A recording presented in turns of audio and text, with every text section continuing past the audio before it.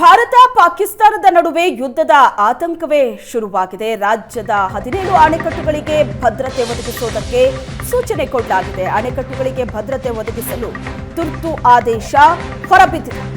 ರಾಜ್ಯದಲ್ಲಿರುವಂತಹ ಎಲ್ಲಾ ಅಣೆಕಟ್ಟುಗಳಿಗೆ ಭದ್ರತೆಯನ್ನ ಒದಗಿಸಲು ಕಟ್ಟಪ್ಪಣೆ ಮಾಡಲಾಗಿದೆ. ಪೊಲೀಸ್ ಇಲಾಖೆ ಸಮನ್ವಯದೊಂದಿಗೆ ಭದ್ರತೆಗೆ ಆದೇಶ ಕೊಡಲಾಗಿದೆ. ತಕ್ಷಣ ಹೆಚ್ಚಿನ ಸಂಖ್ಯೆಯಲ್ಲಿ ಭದ್ರತಾ ಸಿಬ್ಬಂದಿ ನೇಮಕ ಆಗಬೇಕು.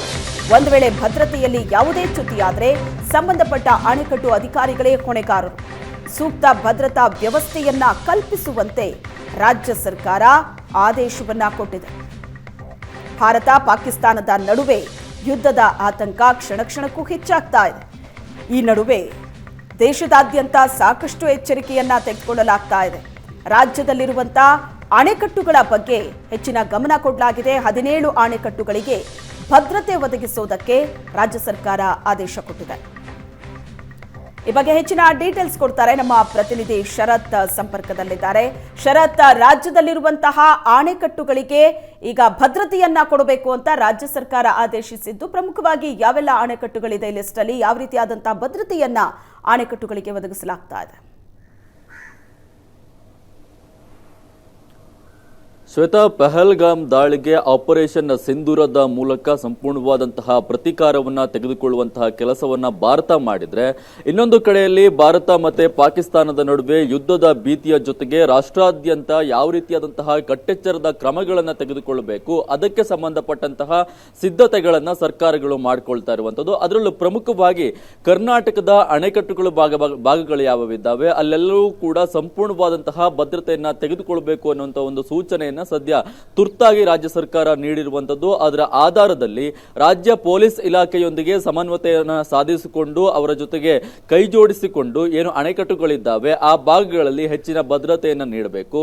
ಯಾವುದೇ ರೀತಿಯಾದಂತಹ ಲೋಪಗಳು ಕಂಡು ಬಂದಲ್ಲಿ ಅಥವಾ ಭದ್ರತೆಗೆ ಚ್ಯುತಿ ಬಂದಂತಹ ಸಂದರ್ಭದಲ್ಲಿ ಆ ಅಣೆಕಟ್ಟು ಅಧಿಕಾರಿಗಳೇ ಕಾರಣ ಆಗ್ತಾರೆ ಎನ್ನುವಂತ ಒಂದು ಸೂಚನೆಯನ್ನು ಈಗಾಗಲೇ ನೀಡಿರುವಂತದ್ದು. ನಿನ್ನೆ ನಡೆದಂತಹ ಕೆಡಿಪಿ ಸಭೆಯ ವೇಳೆಯಲ್ಲಿ ಈ ರೀತಿಯಾಗಿ ಸಂಪೂರ್ಣವಾಗಿ ಚರ್ಚೆಯನ್ನ ಮಾಡಿ ಜಲಸಂಪನ್ಮೂಲ ಇಲಾಖೆಯಿಂದ ಇದಕ್ಕೆ ಸಂಬಂಧಪಟ್ಟಂತಹ ಒಂದು ಆದೇಶವನ್ನು ನೀಡಿರುವಂತದ್ದು. ಏನು ಕಾರಣ ಅಂತ ನೋಡೋದಾದ್ರೆ, ಏನು ಯಾವುದೇ ರೀತಿಯಾದಂತಹ ಎರಡು ದೇಶಗಳಾಗಿರ್ಬೋದು, ಇನ್ನಿತರ ಎರಡು ದೇಶಗಳಾಗಿರ್ಬೋದು, ಸಂಘಟನೆಗಳ ನಡುವೆ ಆಗಿರ್ಬೋದು, ಯುದ್ಧಗಳು ನಡೆದಂತಹ ಸಂದರ್ಭದಲ್ಲಿ ಈ ರೀತಿಯಾಗಿ ಯಾವುದೇ ರೀತಿಯಾಗಿ ದೊಡ್ಡ ಮಟ್ಟದ ಹಾನಿಯಾಗುವಂತಹ ಸ್ಥಳಗಳ ಮೇಲೆ ದಾಳಿಯನ್ನು ಮಾಡುವಂತಹ ಸಾಧ್ಯತೆ ಇರುತ್ತೆ. ಇದರಿಂದ ಹೆಚ್ಚಿನ ನಾಗರಿಕರಿಗೆ ಸಮಸ್ಯೆ ಆಗುವಂತಹ ಸಾಧ್ಯತೆ ಇರುತ್ತೆ. ಅದಕ್ಕೆ ಸಂಬಂಧಪಟ್ಟಂತೆ ಜನರಿಗೆ ಇದರ ಸೂಚನೆಯನ್ನು ನೀಡಬೇಕಾಗುತ್ತೆ, ಮಾಹಿತಿಯನ್ನು ನೀಡಬೇಕಾಗುತ್ತೆ. ಅದಕ್ಕೆ ಸಂಬಂಧಪಟ್ಟಂತೆ ಈಗಾಗಲೇ ಮಾಕ್ ಡ್ರಿಲ್ಗಳನ್ನು ಕೂಡ ಮಾಡಿ ಜನರಿಗೆ ಮಾಹಿತಿಯನ್ನು ಕೊಡುವಂತಹ ಕೆಲಸವನ್ನ ಮಾಡ್ತಿದ್ದಾರೆ. ಇನ್ನು ಈ ಅಣೆಕಟ್ಟುಗಳಿಗೂ ಕೂಡ ಭದ್ರತೆಯನ್ನು ಒದಗಿಸಬೇಕು ಅನ್ನುವಂಥ ಒಂದು ನಿಟ್ಟಿನಲ್ಲಿ ಪೊಲೀಸ್ ಇಲಾಖೆಯೊಂದಿಗೆ ಕೈ ಜೋಡಿಸಿಕೊಂಡು ಅಲ್ಲಿನ ಈ ಅಣೆಕಟ್ಟಿನ ವ್ಯವಸ್ಥಾಪಕ ನಿರ್ದೇಶಕರು ಯಾರಿದ್ದಾರೆ, ಹಾಗೆ ಮುಖ್ಯ ಇಂಜಿನಿಯರ್ಗಳು ಯಾರಿದ್ದಾರೆ, ಅವರಿಗೆ ಒಂದು ಸೂಚನೆಯನ್ನ ಸದ್ಯಕ್ಕೆ ಕೊಟ್ಟಿರುವಂತದ್ದು. ಅದರ ಆಧಾರದ ಮೇಲೆ ಅವರು ಭದ್ರತೆಯನ್ನು ಹೆಚ್ಚಿಸುವಂತಹ ಕೆಲಸವನ್ನ ಮಾಡಬೇಕಾಗುತ್ತೆ. ಶ್ವೇತಾ, ಓಕೆ, ಥ್ಯಾಂಕ್ ಯು ನಿಮ್ಮೆಲ್ಲ ಡೀಟೇಲ್ಸ್ಗೆ. ಭಾರತ ಪಾಕಿಸ್ತಾನದ ನಡುವೆ ಪರಿಸ್ಥಿತಿ ಬಿಗಡಾಯಿಸ್ತಾ ಇದ್ದು, ರಾಜ್ಯದ 17 ಅಣೆಕಟ್ಟುಗಳ ಬಗ್ಗೆ ಈಗ ಭದ್ರತೆ ಒದಗಿಸೋದಕ್ಕೆ ಸೂಚನೆ ಹೊರಬಿದ್ದಿದೆ.